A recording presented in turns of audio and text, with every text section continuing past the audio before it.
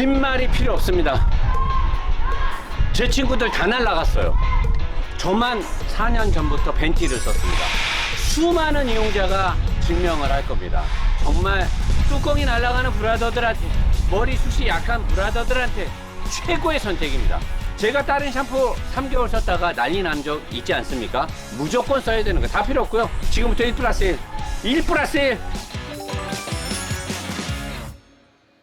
자, 이제 가솔린으로 왔습니다. 가솔린으로 와서 일단 미션 설명은 박 팀장이 해줄 거고 뒤에 특화된 거 설명하는데, 일단 디젤하고 뭐가 다르죠? 일단 서브프레임 구조 자체가 완전하게 다릅니다. 아니, 같은 차대에서 우리가 지금까지 이런 거 못 봤잖아요. 네. 7D면 7, S면 S가 같은 라인업에서 네. 8기통, 6기통도 사실 서브프레임을 비슷하게 쓰는데, 다 비슷하게 쓰고 뭐 마운트 구조도 비슷하고 대부분 다 비슷하게 쓰는데 이번엔 아예 그냥 라인업 자체를 바꿔놓은 것 같아요. 어떻게 이렇게 서브프레임이 얘는 없어 보이고 쟤는 있어 보일까요? 얘는 너무 없어 보이는데? 차값도 안 싼데? 엔진 높이도 얘가 더 낮아요. 아, 엔진 높이가. 네. 그 보면 디젤은 중간에 뭔가 보강대 같은 게 지나가고 그 위에 엔진이 있거든요. 그렇죠. 그리고 이제 엔진 마운트도 얘는 지금 아무것도 일반형. 없어요. 일반형. 일반형 마운트가 들어갔죠. 그러니까 이제 완전히 설계 자체가 지금 다르게 된 것 같아요. 여기를 보더라도 네. 쟤는 지금 댐퍼가 내려와서 네. 지금 얘 보면은 감압 조절 모터가 2개잖아요. 2개죠. 하나는 감압이고 네. 하나는 뭘까요? 그러니까 그러니까 투 스테이지는 아닌 것 같은데. 지금 아마 이게 복동식인지 단동식인지 봐야겠지만 아, 올라가고 내려가는 걸 따로따로. 네, 따로따로 이제 제어를 하는 것 같아요. 쟤는 지금 이 포크를 알루미늄을 썼잖아요. 네. 얘는 지금 그대로 스틸을 썼네요. 가솔린이면은 얘가 더 승차감이 부드러워야 되는데 얘는 왜 스틸을 썼을까요? 얘는 대신에 댐퍼 길이가 길잖아요. 아, 댐퍼 길이가. 네, 길이가 길어지는 풍부한 쇼바감. 풍부한 쇼가 나오는 풍부한 거죠. 쇼바감이 나오니까 그대로 스틸을 그대로 꽂고, 그리고 쓰는 거죠. 네. 진동이 안 생기니까. 진동이 안 생기죠. 진동이 안 생기니까 그냥 그대로 네. 스틸로 간다. 자, 그리고 서브프레임을 쟤는 알루미늄을 더 많이 썼어요. 네. 일단 민성이가 지금 사진으로 비교를 해줄 텐데 네. 얘는 더 적어요. 네. 강성이 부족하진 않을까요? 아, 부족하진 않죠. 왜냐면 40i가 토크가 훨씬 낮거든요. 아, 토크가 네, 낮으니까. 토크가 낮죠. 그러니까 강성에 대한 뭐 그런 건 없다. 그리고 이제 엔진 무게도 얘가 훨씬 가벼워요. 가볍고. 예. 이게 더 크다고 강성이 강하다고 볼 수는 없죠. 아, 그건 또 다른 얘기죠. 다른 영역이죠. 계산값이 다를 거니까. 다른 영역이죠. 자, 그러면 여기서 이제 엔진에서 40D도 그렇고 이 40i도 그렇고 엔진에서 왔어. 네. 자, 그때 박 팀장이 설명을 더 많이 해주고 싶었는데 못한 부분 뭐예요?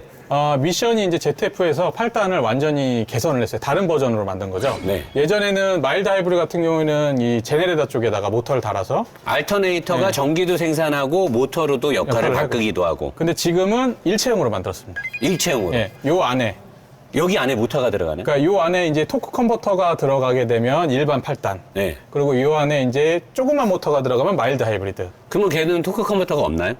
그쵸. 토크 컨버터가 이게 일체형으로 들어가는 거죠. 아, 토크 컨버터랑 같이. 예, 일체형으로 들어가는 거죠. 그러면 얘 같은 경우는 계기판상에 요즘에 나오는 BMW가 그러듯이 가다가 브레이크를 밟았을 때 회생 제동도 훨씬 유리해지겠네요. 훨씬 유리해지죠. 여기서 바로 그냥 회수를 하니까. 근데 이제 예전에 벤츠 마일드 하이브리드 노사님이 되게 칭찬을 많이 했잖아요. 왜냐면 이 안에 모터가 있다 보니까 엔진을 살릴 때, 예. 죽일 때, 예. 충전을 할 때 굉장히 부드럽고 좋다라고 했는데 그 차는 세로 모터가 없었죠. 요거 스타트 모터. 예. 스타트 모터가 근데 없었죠. 얘는 그 방식을 취했는데도 불구하고 스타트 모터가 여전히 달려 있습니다. 이게 내가 그때 우리 게러지에서 정비할 때 보니까 네. 얘가 엔진을 살리기도 하고 얘가 살리기도 해요. 네. 얘가 살리면은 이제 불쾌하게 살아나고 그쵸. 얘가 살리면은 엔진이 살아나는 걸 몰라요. 느끼는 거죠. 왜 이게 왔다 갔다 할까요? 배터리 양 때문에 그런 것 같아요. 아, 배터리 잔량. 예, 잔량. 그 다음에 이제 요즘에 이제 벤츠가 개선이 됐는지 모르겠는데 여전히 시동 문제가 벤츠는 불거지고 배터리가 있죠. 없으면 시동이 안 걸리죠. 그쵸. 이게 여기를 못 돌리니까. 어차피 메인 배터리로 이제 스타터 모터가 없기 때문에 돌릴 수가 없는 거죠. 자, 박 팀장이 이때 미션에서 잠깐만, 박 팀장 이게 마운트가 다르네요. 그렇죠. 디젤하고 지금 아까 말씀드렸던 지금 원래 다 BMW도 이런 방식을 취하고 있는데 여기서 옆으로 옆치기로 예. 이렇게 꽂는 거를 썼는데 아까 지금 달랐잖아요. 예. 왜 같은 7시리즈 때 미션 마운트를 다르게 했을까요? 쟤는 디젤, 디젤. 얘는 개솔린. 벤츠는 이런 걸 배워야 돼. 벤츠는 그런 개념이 없어. 걔는 그냥 C클래스든 E클래스든 다 똑같아.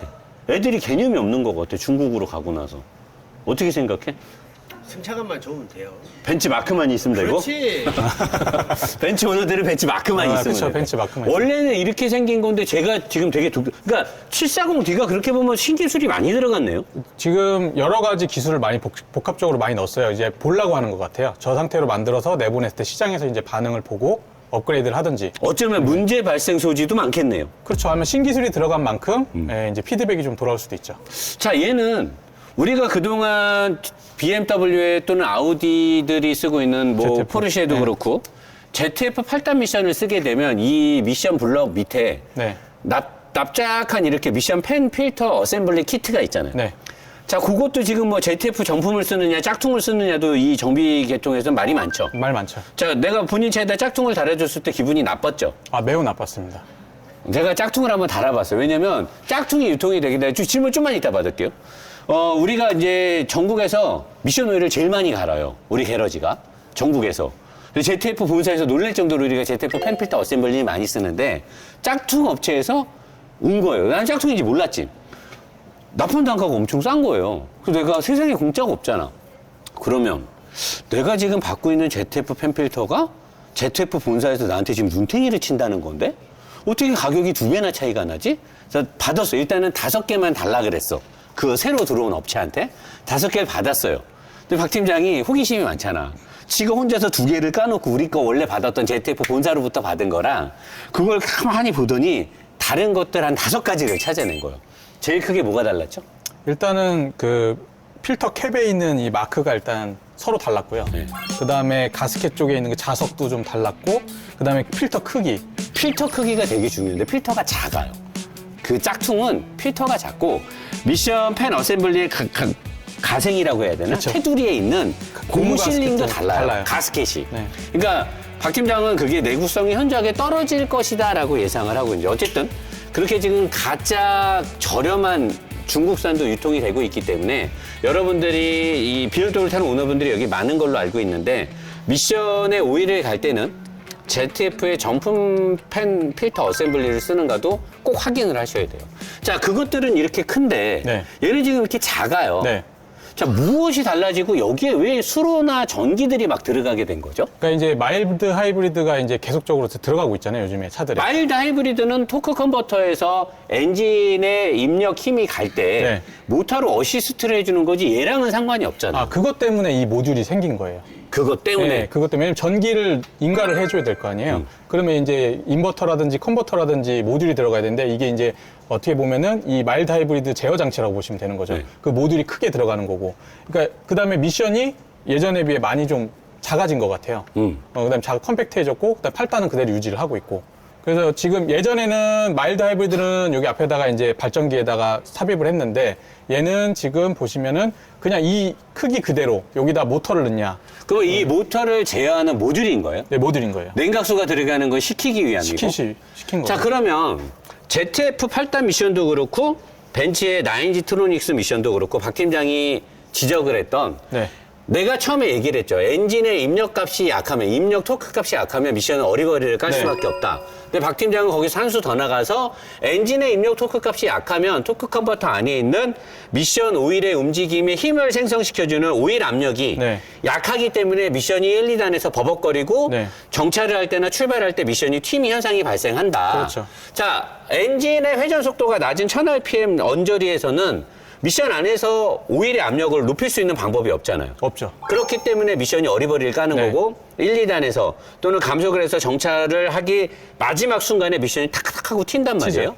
자, 여기에 모터를 넣으면 그걸 잡을 수가 있나요? 여기 안에 이제 전동식 모터를 쓰게 되면 일정하게 유압을 유지를 할 수가 있는 거예요. 전동 모터가 유압도 만들어내나요? 그렇죠. 아니, 왜냐면 오일 펌프 같은 경우에도 얘도 이제 미션 오일 펌프가 있잖아요, 안에. 네. 그러면 그게 RPM하고 압력이 같이 매칭이 되는 그쵸. 거예요. 악셀을 밟으면 오일 압력이 더 올라가는 거고. 그렇죠. 그러니까 저 RPM에서 엑셀을 밟게 되면 미션이 튈 수밖에 없는 게 이제 잘못 알고 있는 게 1단에서 기어비가 물려 있을 때 토크가 엄청 높아요. 네. 왜냐면 저희가 알고 있는 그냥 뭐 그 재원상 마력이나 토크는 이제 기어비가 없을 때 1대1로 엔진을 물려놓고 토크하고 마력 곡선을 그었을 때 얘기인 거고 얘가 1단이 들어갔을 때는 토크가 그거보다 훨씬 많이 나와요. 그렇죠. 기어비가 낮게 네. 되니까. 근데 오일 펌프에서 압력을 제대로 형성을 못 하니까 대응이 안 되는 거예요. 그러다 보니까 1, 2단 충격이 심하게 발생을 하게 되는 거죠.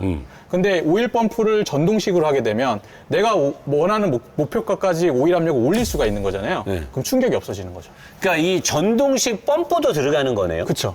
모터가 이 미션의 회전의 힘만 만들어주는 주행 보조 모터뿐만 아니라 네. 오일의 압력을 만들어주는 오일 펌프도 전동식으로 돌린다. 그렇죠. 오일 펌프 자체를 전동식으로 가져감으로써 원하는 타겟 압력을 만들 수가 있는 거죠. 그러면 지금 우리가 흔히 교환하는 미션 펜 어셈블리 키트는 요거네요. 지금 이렇게 기역자로 된 거, 요걸 봐야 돼요. 요거고 요거는 지금 요거를 모듈입니다. 제어하는 모듈 제어 네. 시스템이고, 그러면 이거는 아예 다른 미션이라고 봐야 되네요. 그렇죠. 완전 다른 미션인 거죠. 디젤이 힘이 더 세잖아요. 훨씬 세죠. 마력은 얘가 더 세지만 그쵸. 토크가 더 세죠. 네. 사륜이죠. 사륜이죠. 차도 더 무겁죠. 무겁죠. 근데 왜 제가 얘보다 디스크가 작고 브레이크 캘리퍼가 더 작을까요? 사륜이라서. 사륜이면 더 작게 써도 되나요? 엔진 브레이크 하는 게 다르죠. 역시 남다른 해안을 갖고 있군요. 사륜이니까. 네, 사륜이니까. 엔진 브레이크로부터 얻어지는 제동 성능도 무시 못하죠. 엄청 많죠. 그렇기 때문에 쟤는 굳이 디스크를 크거나 캘리퍼를 더 키울 필요가 없는 거죠. 없죠. 역시 대단하십니다. 자, 이제 뒤로 와서.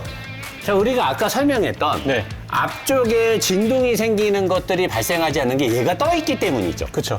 자, 팀장님, 저기 가서 플렉시블 조인트 한번 보고 오실래요? 아, 예.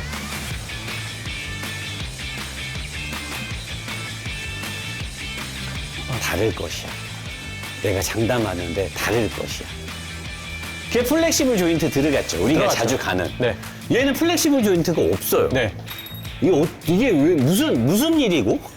보통 이제 저기 디젤차 같은 경우에는 토크가 세거나 중량 차들 같은 경우에는 앞뒤 다 들어가요. 네. 예, 이제 미션에서 나올 때도 플렉시블 플렉시블 조인트. 그다음에 뒤에도 들어가고. 근데 얘 같은 경우는 그냥 40i잖아요. 네. 그러니까 이제 앞에는 있는데 뒤에는 없는 거죠. 우리가 그동안 정비했던 7 시리즈들은 40i도 뒤에 플렉시블이 있었잖아요. 네, 있었죠. 얘는 왜 삭제가 됐을까요? 자주 터지거든요. 그러면 얘는 소비자들의 주머니를 아껴주는 건가요? 그런 거기보다는 개선을 한 것 같아요. 제가 봤을 때. 그 다음에 이제 회전차가 이 재질을 어떻게 쓰냐에 따라 다르긴 한데 아마 드라이브 샤프트도 많이 개선이 됐을 것 같아요. 그래서 여기에 진동이 오지 않게. 네. 이거는 오너들한테 좋은 거잖아요. 좋죠. 메인터넌스 비용이 현저하게 떨어지는 거죠. 얘를 갈 필요가 없죠. 갈 필요가 없는 거다. 자, 뒷바퀴에 들어가는 뒷바퀴 조향 시스템. 네. 박 팀장이 BMW의 조향 시스템을 엄청 칭찬한단 말이에요. 네. 칭찬하는 이유가 뭐예요? 일단은 다른 제조사들은 회전 반경에 목숨을 걸어갖고 자꾸 이쪽에 이제 조향을 움직일 수 있는 간격을 최대한 많이 벌려놓거든요. 이 뒷바퀴 조향 시스템의 움직임의 폭을 넓힌 거죠. 그치? 많이 최대한 움직이게. 많이 움직이게. 네. 그래갖고 자기는 뭐 유톤이 되게 잘 된다. 좁은 거리를 잘 회전할 수 있다라고 강조를 하는데 그게 이제 고속 주행을 할 때 굉장히 안 좋은 느낌으로 다가오거든요. 왜요? 어색하게 움직이죠, 차가 꼭. 그쵸. 예, 뒤에 가면 꼭 이렇게 뒤에 꼬리 치는 것처럼. 꿈틀꿈틀거리고. 네, 그래서 고속에서 굉장히 주행 안정감을 떨어뜨리는데 BM은 되게 이제 2코 정도 만약에 뭐 벤츠가 5코. 이만큼밖에 안 움직여요. 되게 조금밖에 안 움직여요. 그래서 느낌이 굉장히 좋더라고요. 그리고 얘를 단단하게 고정시켰죠. 고정도 단단하게 해놨고. 뒷바퀴에 들어가는 방대한 알루미늄의 서브프레임. 네. 요거는 칭찬할 필요도 없이 대단한 거죠. 항상 저희가 7이나 이거 자주 하잖아요. 다 좋게 잘 만들어진 것 같고요. 그리고 이제 좀 다른 점을 제가 좀 발견했어요. 740이 후륜 쪽에 이제 승차감이 훨씬 좋을 것 같은 게 이 진동추가 디젤은 없는데 얘는 있더라고요. 두 개나 있네요. 네, 2개나 있어요. 똑같은데? 저기는 없어요. 쟤는 디젤이니까 앞쪽에 엔진 진동이 많으니까 앞쪽에는 진동을 상쇄시켜주기 위한 많은 기술이 썼는데 네. 어차피 엔진 진동이 뒤로 가진 않으니까 그렇죠. 뒤에는 그냥 뒀네요. 그리고 이제 디젤 4륜 같은 경우에는 뒤에 이제 사람을 이제 뭐 사장이 탈 게 아닌 것 같은 거예요, 느낌이. 아, 오너 드라이브니까. 그렇죠. 요거는 디젤은. 근데 뒤에는 이제 승차감이 좋아야 되니까 40i 같은 하긴 경우는 사장들이 디젤 사갖고 기사를 두진 않죠. 그렇죠. 무조건 개솔린이죠. 어차피 법인으로 비용 처리할 거니까. 그럼요. 그러니까 디젤은 어차피 오너가 탈 거니까 앞에다 몰빵을 때리고. 그렇죠. 얘는 이제 법인 대표들이 앞에다 기사를 두고 네, 뒤에서 탈 거니까. 운전해 이러니까 뒤에가 중요하니까. 그렇죠. 야, 예리한 지적이네요. 이런 것까지 찾아내네. 대단하네. 자, 그러면 이제 앞에 가서 아까 질문하시고 싶다는 분들이 있었는데. 네. 네, 안녕하세요. 저 평소에 좀 궁금했던 부분들이었는데요. 차가 이제 엑셀을 밟을 때 일반 수용차들은 좀 버벅임? 좀 딜레이가 있잖아요. 근데 제가 듣기로는 제가 좋은 차들은 타보지 못했지만 좋은 차들은 좀 밟는 대로 나간다고 들었거든요. 그게 이제 뭐 기어의 뭐 흔히 백래시라고 하나요? 그런 것들 때문에 좀 뭐 기어 걸리는 게 좀 딜레이가 있어서 그런 거지 아니면 일본 차들은 그게 만든 건지 왜 그런 건지 좀 궁금합니다. 너무 이유가 많은데. 그거는 엔진 출력부터 미션의 미션의 세팅부터 세팅. 토크 컨버터냐 니시티냐 뭐 터보 너무나 많고 또 터보의 어떤 지연, 터보 레그냐부터 너무 많기 때문에 사실 그런 게 제일 적은 차는 그냥 국산차죠. 국산차는 사실 엔진 마력이 그렇게 높지 않기 때문에 파워트레인에 주는 부담감이 적어서 현대기아 차들은 그냥 밟으면 바로 스무스하게 가잖아요. 근데 독일 차들 벤츠나 BMW는 밟으면 처음에 딜레이 타임이 좀 있어요. 그런가요? 네. 저는 국산차밖에 타고 국산차가 제일 빨라요. 그래요. 제일 빨라요. 제일 유명한 게 그랜저 T지. 네. 밟으면 총알같이 그러면 밟기 튀어나가는데 전에 차가 나가요. 오히려 그 차가 밟기 전에 차가 더 훨씬 빨라요. 그래요. 근데 네. 밟고 난 다음에 없어요. 그다음에 뒤가 없는 거죠. 대신에 뒤토크가 없죠. 좀 더 다른 점인데 이제 저는 바이크를 탔었어 갖고 바이크는 작으니까 이게 연결되는 부분이 짧잖아요. 그래서 얘가 뭐 이런 후륜차 같은 경우는 아무래도 앞에 엔진 있는데 뒤로 축이 있고 이렇게 연결되면은 그 사이의 거리도 어쨌든 기니까 거기서 오는 딜레이가 있지 않을까. 있죠. 있어요. 거기서 까먹는 엔진 출력도 되게 많고요. 그게 길면 길수록 엔진 출력에 대한 손실도 거기서 많이 생깁니다. 어쨌든 국산차가 네. 제일 그러니까 수입차가 안 좋을 거라 생각했기 때문에 선물은 안 드릴게요. 뒷분. 네. 아, 네. 그 사륜 시스템에 이제 장착이 되어 있는 차들 보면은요. 특히 수입차 같은 경우는 앞뒤 바퀴 타이어 사이즈가 많이 다른 경우가 많이 있잖아요. 지금 저 모델 같은 경우도 보면은 앞에가 255고 이제 뒤가 285고. 근데 거의 이제 국내 사륜 시스템 같은 경우는 거의 앞뒤 바퀴가 거의 동일하게 이제 장착이 많이 되어 있거든요. 그래서 그 부분이 좀 궁금했었는데 카센터에 가서 이제 문의를 해도 제가 명확한 답변을 지금까지 들어보지는 못했거든요. 저희도 아마 명확한 답변을 못 드릴 텐데 아마 박 팀장과 제가 거기에 대한 접근 방법이 좀 다를 거예요. 박 팀장이 먼저 설명드리고 그러니까 이거는 누가 정답이다라가 아니라 각각의 차를 느끼기 왜냐면 이게 제조사에서 내용 설명이 없었어요. 이게 정답은 없는데 우리가 리뷰를 하면서 느끼는 바가 서로 다르니까 따로따로 한번 얘기를 해볼게요. 박 팀장부터. 네, 일단 저 같은 경우에는 BMW도 두 분류를 보셔야 돼요. M 퍼포먼스 패키지는 앞뒤 사이즈가 다른데 럭셔리는 똑같아요. 그게 뭐냐면 승차감을 위주로 봤을 때는 4륜구동은 어차피 트랙션이 확보가 되기 때문에 타이어 사이즈를 작게 가져가야지 승차감이 더 좋아져요. 노면도 덜 타고. 그다음에 평평비 같은 경우에도 M 퍼포먼스 패키지 같은 경우는 뭐 45, 40. 그러면 이제 밑에서 요철을 밟았을 때 되게 신경질적으로 반응을 하거든요. 그래서 고급 세단 같은 경우에 보면은 평평비도 충분히 가져가요. 그래야 이제 승차감이 굉장히 좋거든요. 그래서 일반적으로 제조사가 세팅을 할 때 4륜구동 시스템 같은 경우, 아우디 같은 경우에도 대부분 앞뒤를 사이즈를 똑같은 걸 써요. 이제 고성능 차들 빼고요. 그러니까 원래 4륜 같은 경우에는 트랙션이 이미 확보가 되기 때문에 승차감 위주로 앞뒤를 똑같이 가져가는 경우가 있고 M 퍼포먼스 패키지나 이런 같은 경우에는 고성능을 지향을 하기 때문에 앞뒤 사이즈를 다르게 가져가는 거예요. 왜냐면 코너 진입이나 탈출할 때 뒤에가 미끄러지는 걸 조금이라도 막기 위해서 뒤에를 더 큰 사이즈를 씁니다. 그렇게 했을 때 앞뒤 바퀴가 네. 그 다르면은 그 미션에서 이제 구동이 이제 사륜이니까 앞에도 네네. 가고 뒤에도 가고 하잖아요. 네네. 그러면은 조금 뭐랄까 그 밸런스가 네.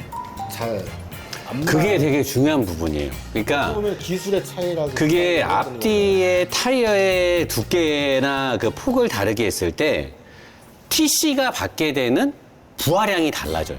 근데 어차피 TC는 자동차의 앞뒤 바퀴는 똑같은 그립이나 똑같은 회전을 갖고 있지 않아요.